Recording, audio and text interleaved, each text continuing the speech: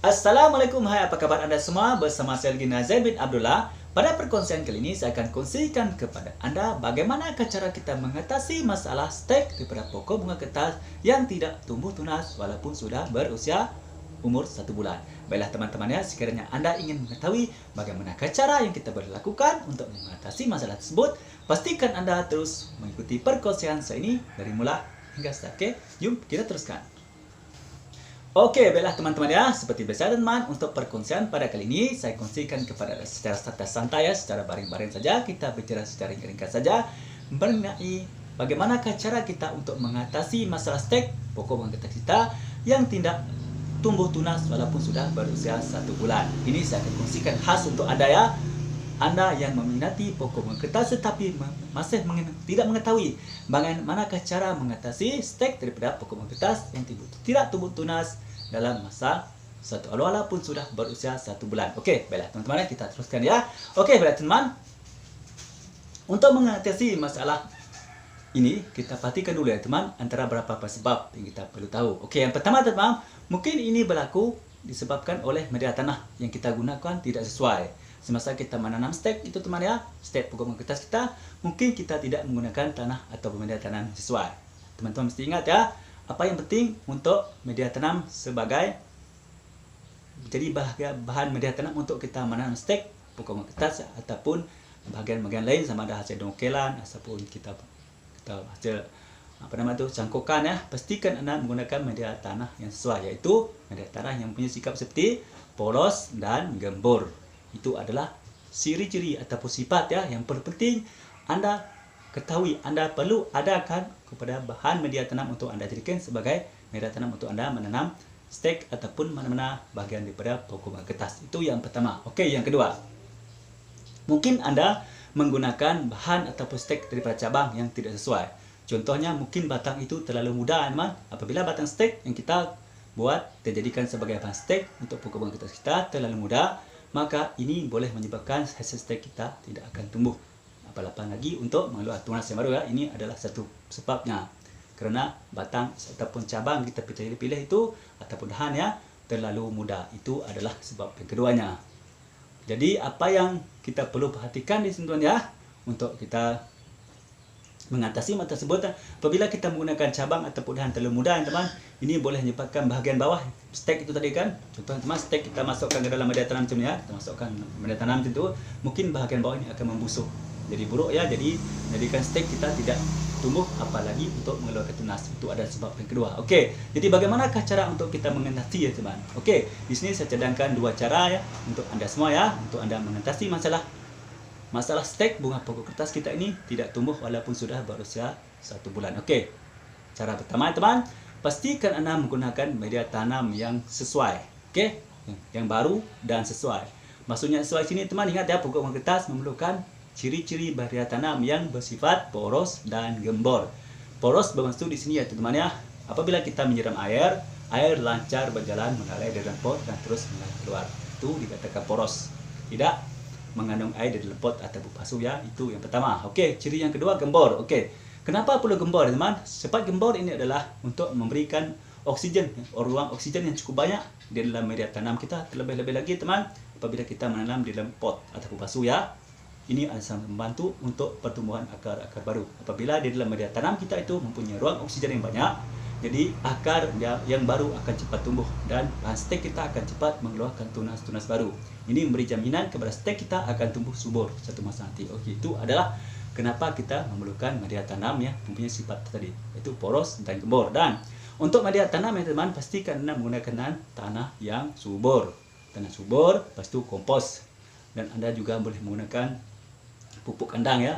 Ingat teman, pupuk kandang ini mestilah yang sudah lama diproses. Paling minimal pun 6 bulan. Lagi lama lagi baik ya. Itu adalah gabungan. Lepas tu Anda boleh menggunakan campuran sedikit, sama ada menggunakan sekam padi ya. Boleh ya untuk jadi bahan sebagai campuran tadi. Mungkin Anda menggunakan tanah subur 40% macam tu, lepas tu kompos 40%, lepas tu untuk sekam padi tadi, ataupun Anda menggunakan untuk stek ya. Untuk stek Anda juga boleh menggunakan tanah merah sebagai campuran, sebab tanah merah ini merupakan satu media tanam yang sesuai untuk merekatkan. Jadi untuk mengukuhkan pertumbuhan akar nanti, membantu ya. Jadi pokok Anda, stek Anda tidak bergoyang. apabila stek Anda bergoyang, ini boleh menyebabkan stres pada bagian akar, akan mudah putus ya. Jadi apabila selalu berlakunya pergerakan pada stek pokok bunga kertas Anda, ini akan melambatkan pertumbuhan akar. Okey, itu adalah penyelesaian yang pertama. Okey, sekarang penyelesaian yang kedua. Untuk penyelesaian yang kedua ya teman-teman ya, apa yang kita perlu lakukan di sini adalah kita kena perhatikan bagaimana keadaan cabang ataupun batang ataupun han daripada pokok bunga kertas yang kita ingin jadikan sebagai stek pokok bunga kertas kita. Pastikan Anda menggunakan cabang yang sehat.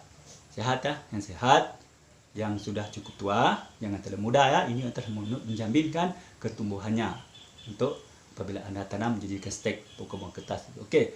Untuk mengatasi masalah busuk ya teman, sekiranya Anda mendapati ya stek Anda tadi yang sebelah dalam tanah dalam media ya sudah busuk, apa yang Anda boleh buat ya, Anda potong tadi bagian busuk ya, potong ya, Anda buang bagian busuk tadi dan Anda boleh tanam bagian atas tadi.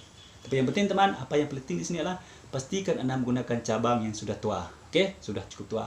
Karena cabang yang cukup tua memang menjamin akan tumbuhnya akar nanti. Lepas itu pastikan Anda untuk membantu mempercepatkan ya, mempercepatkan pertumbuhan akarnya, sapu sama ada Anda menggunakan bawang merah ataupun Anda menggunakan serbuk perangsang akar. Itu adalah pilihan ya teman-teman. Sekiranya Anda mudah untuk mendapatkan bawang merah, Anda boleh menggunakan bawang merah. Di mana ambil seulas bawang merah, Anda sapu saja ya dekat pangkal tu. Pastikan aku paski kulit pangkal buah tu, lepas tu Anda sapu. Karena di tepi-tepi tu nanti ada tempat keluarnya akar. Okey. Itu adalah cara kita mengatasi ya teman, mengatasi masalah stek pokok bunga kertas kita daripada cabang ya, yang walaupun sudah berusia 1 bulan masih lagi tidak mengeluarkan tunas. Okey, baiklah teman-teman, saya cukup sampai setakat ini dulu ya untuk perkongsian saya pada kali ini, yaitu bagaimanakah cara untuk kita mengatasi masalah stek pokok bunga kertas kita yang walaupun sudah berusia 1 bulan masih tidak mengeluarkan tunas.